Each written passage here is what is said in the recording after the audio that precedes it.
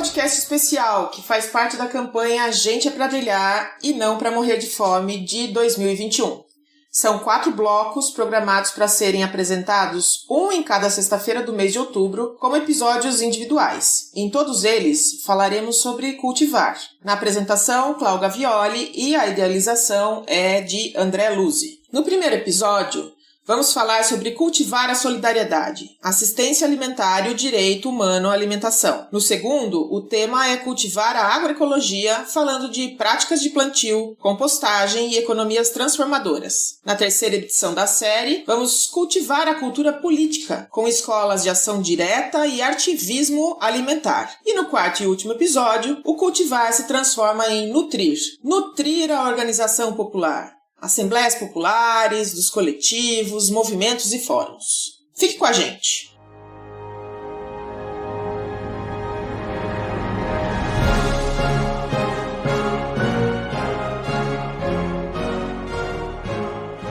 Olá, ouvinte! Estamos de volta. Como você está? Como vai a vida? Por aqui tudo bem, naquela batalha diária, com muita vontade de transformar o mundo num lugar melhor para viver. Você está ouvindo o podcast da campanha A Gente é pra Brilhar e Não pra Morrer de Fome. Eu sou a Cláudia Gavioli, jornalista, cozinheira e apresentadora do podcast Minestrone. Esse podcast foi idealizado pelo André Luzzi, com roteiro, produção e edição da equipe do Minestrone. Oi, ouvintes! Tudo bem? Eu sou o André Luzzi, sou pesquisador e ativista de diferentes coletivos e movimentos, como o Banquetaço. Nesse terceiro episódio da série, a gente conversa sobre cultivar a cultura política, com escolas de ação direta e ativismo alimentar. Antes mesmo de a gente começar esse nosso bate-papo, você já ouviu os 2 primeiros episódios que a gente gravou para a campanha A Gente é pra Brilhar e Não pra Morrer de Fome? O primeiro foi sobre cultivar a solidariedade, a gente falou de assistência alimentar e do direito humano à alimentação, e o segundo foi sobre cultivar a agroecologia. Nós falamos de práticas de plantio e de economias transformadoras. Se você ainda não ouviu, não precisa sair correndo para ouvir já não. Terminando aqui esse episódio, vale a pena voltar para ouvir os outros 2.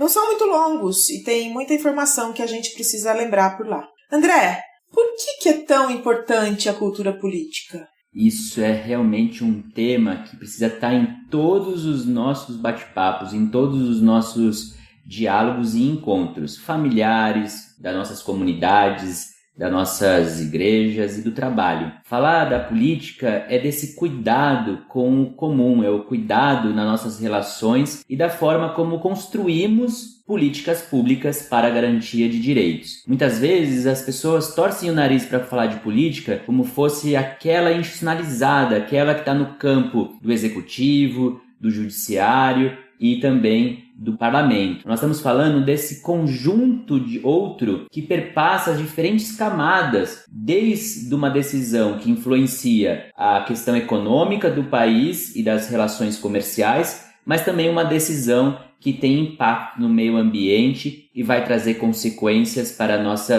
vida no planeta. Eu costumo dizer que a política nossa de cada dia tá na gente fechar a torneira naquele momento que tá ensaboando a louça, por exemplo, para não deixar a água que foi tratada e custou dinheiro para isso e que chega nas nossas torneiras, na de quem chega, não ir ralo abaixo sem que a gente faça bom uso dela, né? Afinal, são recursos limitados, né? A água é um recurso limitado. Exatamente. Nós estamos falando das diferentes dimensões da política que passam pela nossa própria existência, nós estarmos no mundo como somos e com todas as nossa integralidade é uma forma de ser e estar. A nossa forma como nos relacionamos com os outros, ela estabelece padrões, comportamentos políticos e essas também das nossas escolhas. Não à toa, no ativismo alimentar, nós falamos muito que comer é um ato político, beber é um ato político. Então, com certeza, nossas escolhas fazem toda a diferença. O tema desse bloco tem a expressão ativismo no título. Arte e ativismo, eu suponho. Como é que surgiu esse nome? Quem batizou e o que significa isso? Por um lado, uma das visões de muitos estudiosos sobre a política é a capacidade de influenciar no outro. A gente falava agora há pouco sobre também fazer as boas escolhas. Então a junção do arte e do ativismo está no sentido de podermos nos expressar, podermos incidir na vida em comunidade, na sociedade, não apenas a política pensada na nossa relação com o Estado ou mediada pelo Estado, mas também não é uma forma de olhar a arte de uma forma instrumental para fazer um conjunto de pessoas ou a quem tem acesso àquela produção, àquela obra, se sensibilizar ou se conscientizar. É um desejo genuíno, é uma forma de ativar sentidos, compartilhar significados, e ela pode produzir efeitos que sensibilizam o conjunto das pessoas que têm acesso a ela, ou que repercutem essa produção que passa pela arte de rua, pela produção mais variadas linguagens artísticas e que também está na capacidade de trazer uma criticidade às nossas relações e à nossa percepção de mundo. A alimentação é um direito de todos. Isso é constitucional, mas tem tanta gente no Brasil em situação de insegurança alimentar. Tem um jeito de cultivar uma cultura política para conscientizar as pessoas, inclusive agora falando dos representantes eleitos e também de quem votou nessas pessoas, como conscientizar como um todo sobre como é que se combate a fome? Esse é talvez aí o pulo do gato, porque nós poderíamos imaginar que um conjunto de publicitários, de pessoas do design, teriam alguns dos elementos que estão no campo dessas ciências e desse mercado e conseguem produzir formas até psicológicas de acessar a nossa compreensão do mundo e das relações. Mas nós estamos falando de uma produção de arte que está no sentido desse subjetivo, que compartilhamos sentidos comuns. É uma forma de nos expressarmos. Essa expressão, ela dá vazão a essa indignação, a esse desejo do diálogo, de desvelar. E a alimentação, ela tem tantas capacidades de trazer percepções que com isso cria encontros, criam formas de diálogos potentes. E aí que ela é transformadora. Então a cultura alimentar e esse artivismo, ela não é só suporte. Essa é um campo importante da gente fazer atenção aqui para os nossos ouvintes, nossas ouvintes. Ela não é apenas um instrumento, ela não está apenas a favor de, mas é essa capacidade da gente, de forma eloquente, chamar a atenção para aquilo que não pode passar despercebido. E aí sim tem uma forma de experimentar esteticamente, tem uma forma de testar a criação e tanto melhor também quando a gente vê essa produção artivista que transborda as fronteiras do que é já pré-concebido e parte também das experiências coletivas ou comunais. E aí a gente volta àquele primeiro ponto da nossa conversa, que é mudar desde baixo, mudar a nossa forma de se socializar. E que com isso, mudando a sociedade, a gente muda o Estado e muda nossas relações econômicas. Para quem quer se envolver com a questão do artivismo alimentar, quais são, em linhas gerais, os mais comuns? Como é que se faz para se envolver com isso, para participar? Aqui passa por um elemento basal da nossa existência humana, porque fazer cultural é estarmos e nos interagirmos e todos nós nos comunicamos com as diferentes formas de expressão. Então, ela pode ser na forma do stencil, pode ser um cartaz, pode ser uma performance, pode ser uma forma de estarmos em público passando uma mensagem dramatizada, ou ela pode ser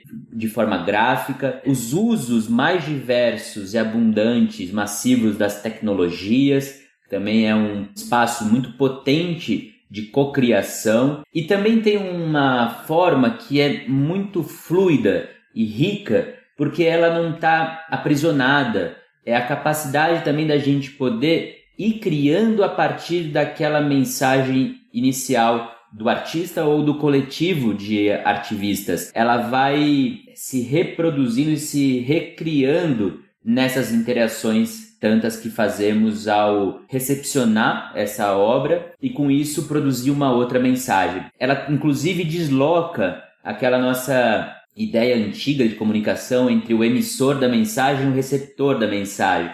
Agora ela está muito mais espraiada e todo mundo pode recepcioná-la e poder ressignificá-la e colocá-la no mundo de novo, buscando essa incidência para a transformação política, transformação da sociedade. É um campo de ação direta, é alimentação em movimento, é alimentação chegando nas diferentes pessoas e acionando, inclusive, diferentes sentidos. Ela é muito sinestésica também, né? Ela vai acionando diferentes sentidos, assim como o próprio ato de se alimentar nos favorece. E há até quem faça do próprio alimento o meio para fazer a arte, né? Não estou falando só de chefe de cozinha ou de cozinheiro, né? Estou falando dessa arte para ser vista, para ser sentida, para ser cheirada. Existem alguns movimentos, né? De usar os próprios alimentos para mostrar o quanto esses alimentos podem ser, de alguma maneira, também o meio para que tudo isso aconteça, né? Para que toda essa integralidade que você falou aconteça. Até porque isso nos reconecta com um princípio fundamental das nossas discussões. Nós, enquanto seres humanos, somos parte da mesma natureza. Nós, infelizmente, nesse momento que a gente chama de antropoceno, em que coloca, infelizmente, o homem no topo da dinâmica da natureza, deve ser abolida. E quando a gente se reconecta com a natureza e somos parte delas, a gente vê a riqueza e plasticidade, poesia, a gente vê as cores abundantes em toda essa sociobiodiversidade. E aí os alimentos, a água, as plantas, as relações humanas, as relações como nos aproximamos e inclusive como nos repelimos, né? A violência também tem sido motivo de muitas produções para mostrar também que, infelizmente, a fome, por exemplo, é motivo de conflitos humanos em várias regiões do planeta.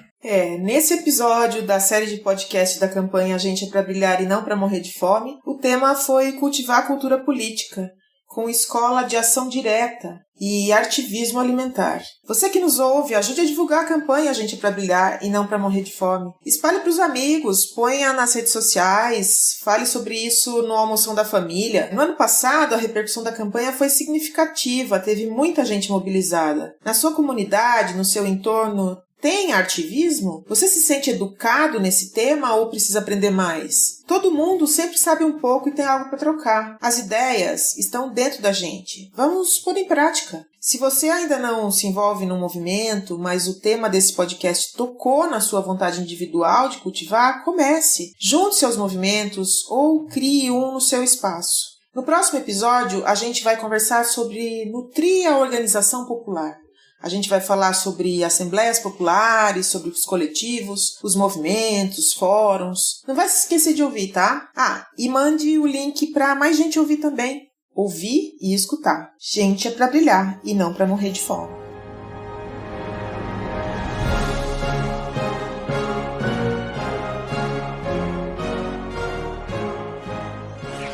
Esse podcast foi editado por Domênica Mendes.